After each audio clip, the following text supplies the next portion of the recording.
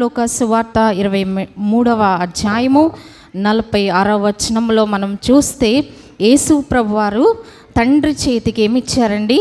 ఆత్మను అప్పగించారు. సో యేసు ప్రభువారు వెళ్ళిన దారిని ప్రతి ఒక్కరము కూడా ఈ మార్గం గుండా వెళ్ళాలి. ఏంటంటే అది ఆయన చేతికి మన ఆత్మను అప్పగించుట అనేది ప్రతి ఒక్కరం ఎదుర్కోవాల్సిన విషయం అన్నమాట. రెండు ఛాన్సెస్ మనకున్నాయి.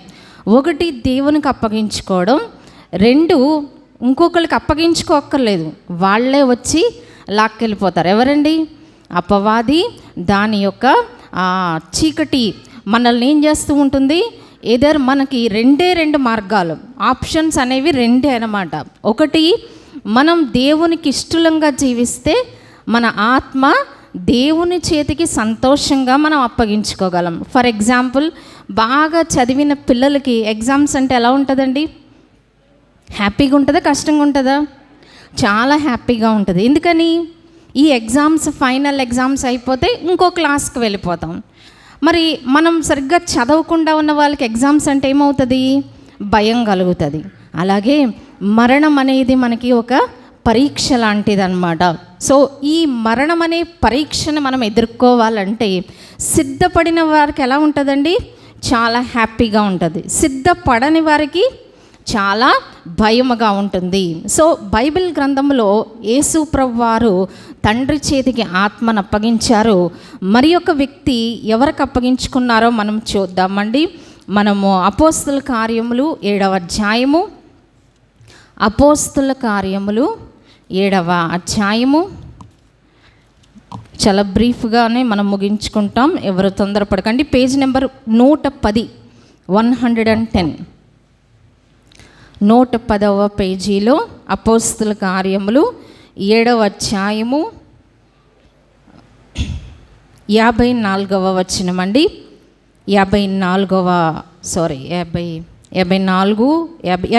వచనం.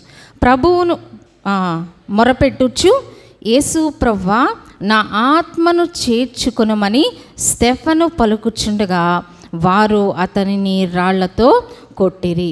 స్టెఫను గురించి మనకు తెలుసు. స్టెఫన్ను అందరూ కూడా చంపేశారు. చంపేసినప్పుడు ఆయన మరణాన్ని గురించి భయపడలేదు. ఆయన ఏం చేస్తున్నారు? హ్యాపీగా మనకి ఇష్టమైన వాళ్ళు మనకు ఎదురుగుండా వస్తే మనం ఏమంటామండి? మనమే ఎదురు వెళ్తాం కదా. అలాగే మరి ఒక పక్కన స్టెఫెన్ గారిని రాళ్లతో కొట్టి చంపేస్తున్నా ఆయన ఏం చూస్తున్నారట? ఆకాశం తెరవబడ్డం, ప్రభువుని చూడడం, ప్రభు సింహాసనాన్ని చూడడం, ఇవన్నీ చేస్తూ ఏమంటున్నారు ఆయన? నా ఆత్మను చేర్చుకో. సో మన యొక్క జీవిత విధానము దేవునికి అనుకూలంగా ఉన్నప్పుడు మన ఫైనల్ వర్డ్స్, మన యొక్క చివరి మాటలు కూడా ఎలా ఉంటాయండి? తండ్రి నా ఆత్మను నీవు చేర్చుకో. సో మరి ఒక వ్యక్తి ఉన్నారు, ఆయన ఎక్కడికి అప్పగించుకున్నారో చూద్దామండి. లూకా సువార్త 16వ అధ్యాయము, లూకా సువార్త 16వ అధ్యాయం అండి, 22వ వచనం చూద్దాం. లూకా సువార్త 16వ అధ్యాయము 22వ వచనంలో, ఆ దరిద్రుడు చనిపోయి దేవదూతల చేత అబ్రహాము రొమ్మున ఆనుకొనుటకు కొనిపోబడెను. సో ఇక్కడ ధనవంతుడు లాజరు మనకి వృత్తాంతం అంతా తెలుసు. మరి లాజరు చనిపోయినప్పుడు ఎవరు తీసుకొని వెళ్ళారండి? దేవదూతలు తోడుకొని వెళ్ళినట్లుగా చూస్తూ ఉన్నాం. మరి లాజరు యొక్క జీవితం, తన జీవితంలో ఎన్నో కష్టాలు పడిన దేవుని దృష్టిలో నమ్మకంగా ఉన్నారు. మరి ఒక వ్యక్తిని మనం చూస్తున్నాం. ఇక్కడే ఇంకొక వ్యక్తి ఎవరున్నారండి? ఆయన ధనవంతుని గురించి మనం చూస్తున్నాం. అతని యొక్క పరిస్థితి మనకి చూసినట్లయితే ఇక్కడ అతను ఏమంటున్నాడండి? 28వ వచనంలో ఏముందండి? వారు ఈ వేదనకరమైన స్థలము. అంటే ధనవంతుడు ఎక్కడ తన జీవితం ఎండ్ అయిపోయిందండి? వేదనకరమైన స్థలము. అంటే రెండు ఆప్షన్స్ మనం చూసాం. స్టెఫెను ఆత్మను అప్పగించుకున్నాడు, లాజర్ని దేవదూతలు కొనిపోయారు. ధనవంతుడు ఎక్కడికి వెళ్ళిపోయాడండి? తన లైఫ్ ఎక్కడ ఎండ్ అయింది?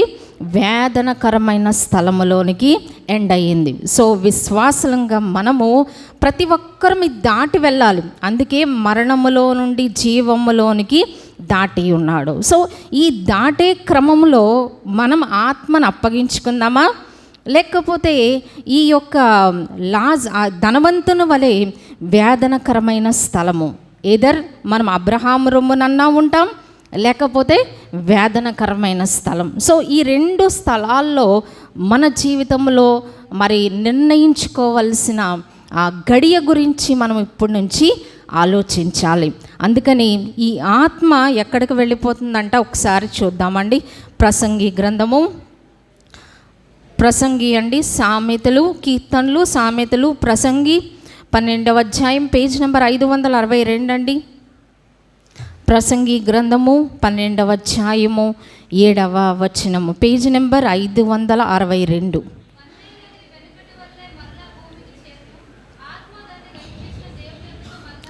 చాలండి.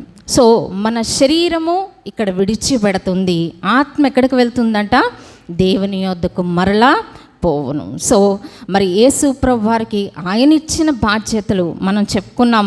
మనకు అప్పగించిన బాధ్యతలు అంటే మన కుటుంబము, మన సంఘము ఎడల మన బాధ్యతలు నమ్మకంగా ఉంటే ఏం చేస్తాం? తండ్రి నీ చేతికి నా ఆత్మను అప్పగించుకొంచున్నాం. అలాగే ఇక్కడ చేరి ఉన్న మనందరి యొక్క ముగింపు కూడా ఎలా ఉండాలండి? సంతోషకరమైన, ఆనందకరమైన యేసు ప్రభు వారిలాగా మనము కూడా ఆయన చేతికి మన ఆత్మను అప్పగించుకోవాలి. అందుకే మనం తరచు చెప్పుకుంటాం, కార్యారంభము కంటే కార్యాంతము మేలు. సో మన ఎండింగ్స్ సంతోషకరంగా ఉండాలి అంటే దేవుడు మనకిచ్చిన బాధ్యతలు, ఆ విశ్వాస జీవితాన్ని నమ్మకముగా మనము ముగించాలి, యథార్థంగా మనము ముగించాలి. మనుషులు అపనమ్మకస్తులు అనుకున్నా, దుష్టులు అనుకున్నా, ఎలా అనుకున్నా మనకేం పర్వాలేదు. కానీ మనకు అప్పగించిన ఈ ఆత్మను ఎవరిచ్చారండి? దేవుడిచ్చారు. ఆ దేవుని దృష్టిలో మనం నీతిగా, నిజాయితీగా, యథార్థంగా ఉన్నప్పుడు మన ముగింపు కూడా ఎలా ఉంటుందండి? సంతోషకరం.